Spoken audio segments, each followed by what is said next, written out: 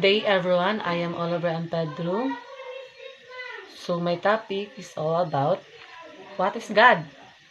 God generalized anxiety disorder is marked by excessive, exaggerated anxiety and worry about everyday life events for no obvious reason. People with symptoms of generalized anxiety disorder tend to always expect disaster and can't stop worrying about health, money, family, work, or school. Thank you.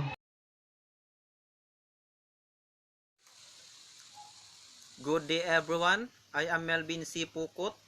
I live in JSIS Dahican Matis City, Davao Oriental, and I am 21 years old. Now, what is the goal of gender and development? When we say gender and development, it is a development perspective that recognizes the unequal status and situation of women and men society.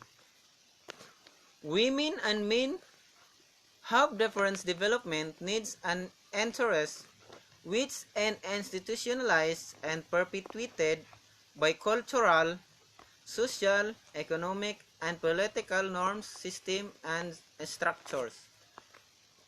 The goal of gender and development as a development approach, God seeks to equalize the status and condition of and relations between women and men by influencing the process and output of policy making, planning, budgeting, implementation, and monitoring, and evaluation so that we will deliberately address the gender issues and concern affecting the full development of women. Good afternoon, sir. Good afternoon, classmates. My name is Tenichi Payon on Bisam 1H. I will explain about God or gender and development. The question is, what is the legal basis of God in implementing its goals? So, first, God, or also known as gender and development, it is the development perspective and process that is participatory and empowering, equitable, sustainable, free from violence, respectful of human rights, supportive of self-determination, and actualization of human potentials. So para maging ito para yung mga legal na mga basihan bakit ito ipinapatupad. Ipinatupad ito para maging ligtas tayo sa anumang uri ng karahasan kasi nakalagay dito free from violence para respetuhin tayo bilang mayang Pilipino dahil may iba't ibang karapatang tao. Isa sa atin meron tayong karapatang ng tao. So the purpose of God is to ensure that both men and women can participate and benefit from development in a way that is equitable. So, pantay-pantay tayo. So, the legal basis in Section 1, the 1987 Constitution, or Article 2, Article 2, Section 14 in the Declaration of Principles provides that the state recognizes the role of women in nation building and shall ensure the fundamental equality before the law of the women and men.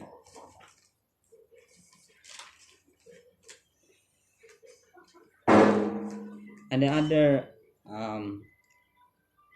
RA or Republic Act, the Magna Carta of Women in the Republic Act number 1917 defines gender and development program as participatory.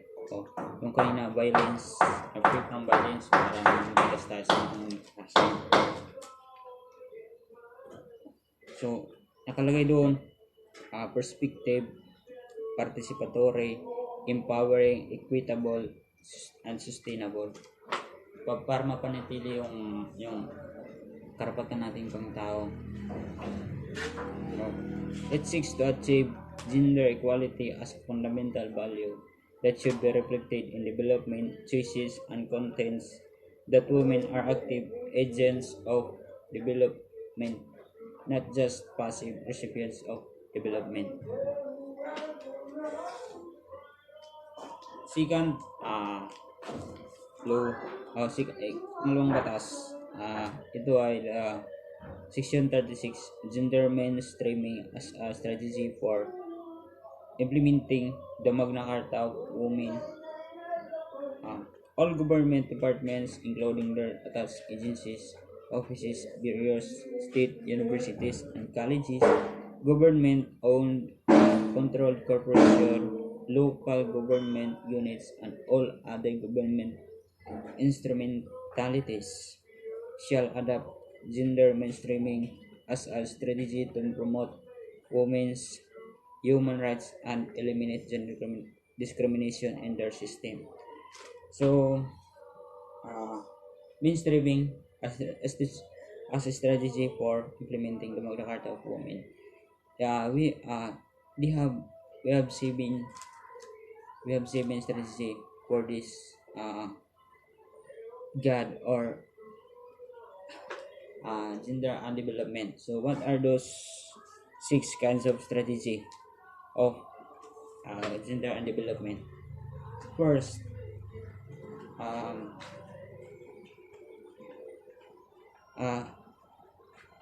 you give consent for a specific use of your personal data.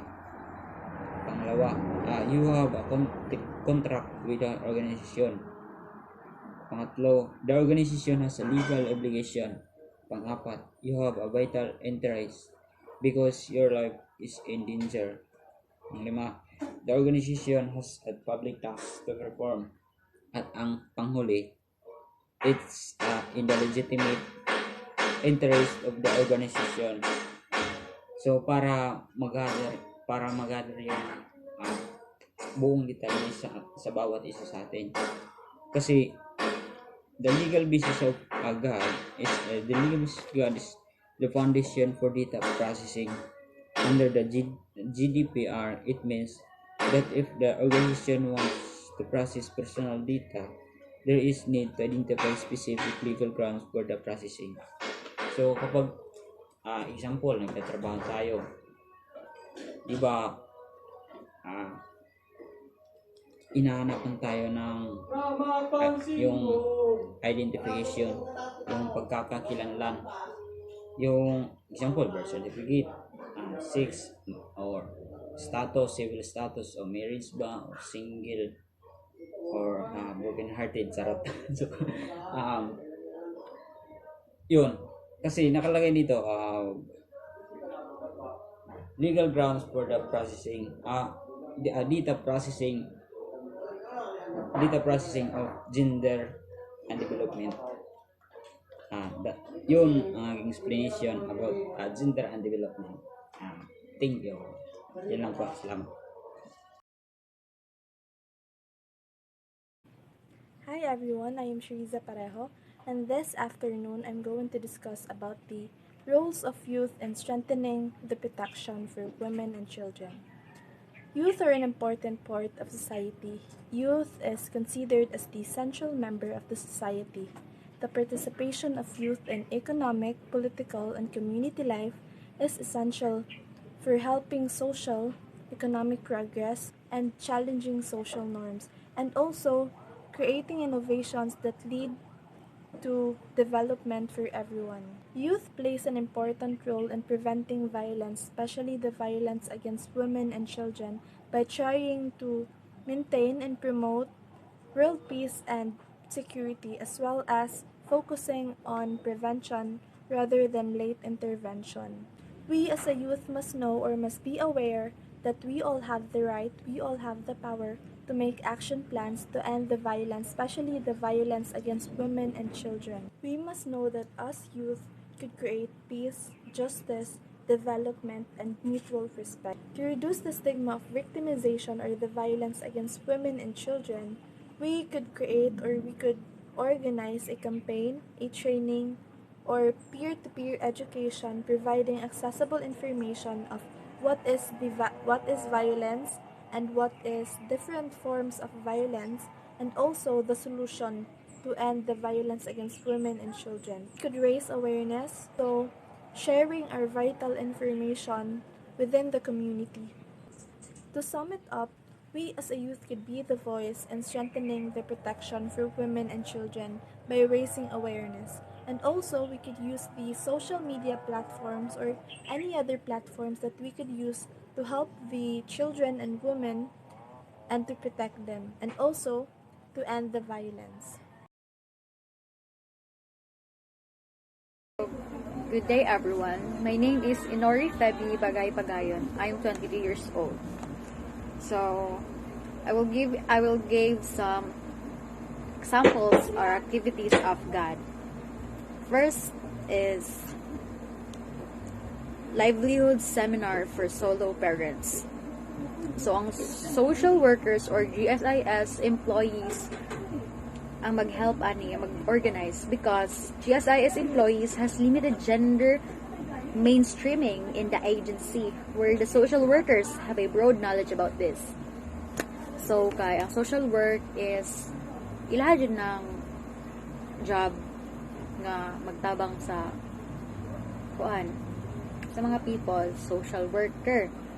And ang GSIS employees, nag-help po sila. Kaya na po sila gamay nga alam about ani, ilan yung gisabihan. So, example sa livelihood. When we say livelihood, panginabuhi. Livelihood seminar for solo parents. So, tudloan ng mga solo parents kung saan pagtahi or mag-manicure. Mara siya testa. Pero seminar na siya. Then, nag-workshop may tabuan ni for application. So, second example of God activity is conduct a home visit for persons with disability members and senior citizens. Members with disability and senior citizens, especially women, suffer constant in accessing social protection programs and are not able to fully benefit from social protection programs. So, in this activity nga God is nag-visit sila time to time sa mga pungkol ng mga tao and senior citizen kanagong mga home for the aged kanang mga dira ginahouse ang mga tigulang ng mga abandoned na sa mga families or ilang family nagbayad lang ana na care, nagbayad ana na building or facility para maatiman silang parents nga di na nila maduaw tungod sa ilang kabisi or na nasa laing pamilya.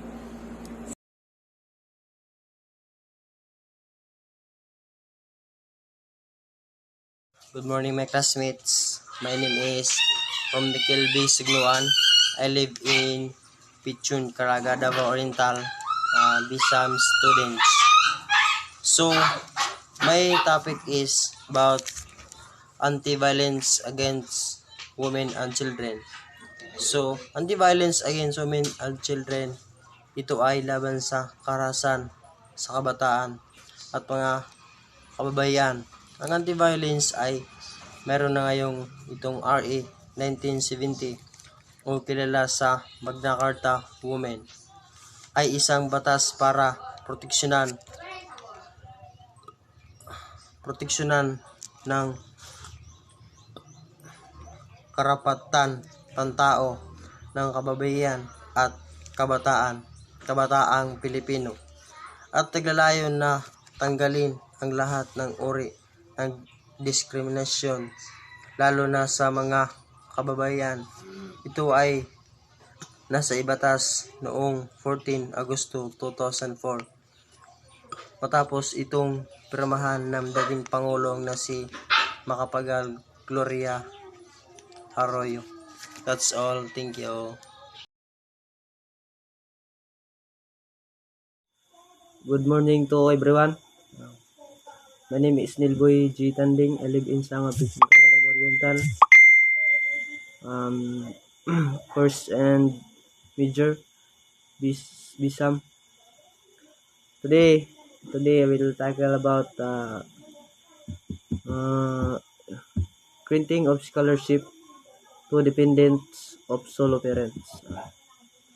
When we see granting of scholarship, ito po yung mga komisyon ng higher grade education, mga higher grades, mga college, ano. One for the activity of good is granting of scholarship to dependents of solo parents, person with disability, can indigenous people. Ganyan. Member who are solo parents, person with disability, indigenous people, especially women, so, suffer or accessing scholarship programs for the college dependents. That's all. Thank you, sir. Salamat.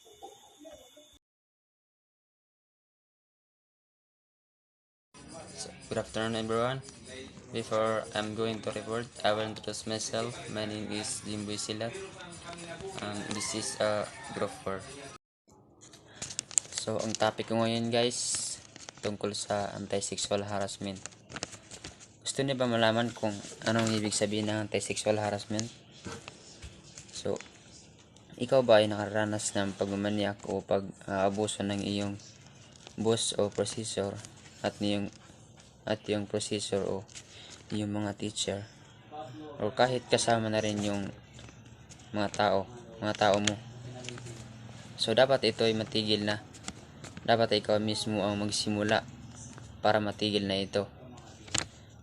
Labanan daw natin ang anti-sexual harassment kasi sa araw-araw daw marami na daw ang nabibiktima ng anti-sexual harassment. Dahil na rin sa mga kahirapan, isa rin sa dahilan ng anti-sexual harassment ang kahirapan. So,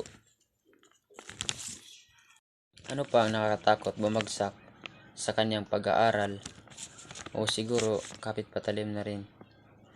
Nakita nung anong procedure na ayaw bumagsak ang bata. So, ang gagawin niya, hingi daw siya ng favor na maaring ang hiningi niya ay may pagtalik at ipapasa na lang. Maaring kung ikaw ay nagtatrabaho, ang hiningi sa iyo ay qualified. So, may sinabi yung boss sa kanya, ipapasok na daw yung tao sa trabaho, ang bata, kung nakipagtalik daw siya sa kanya. So,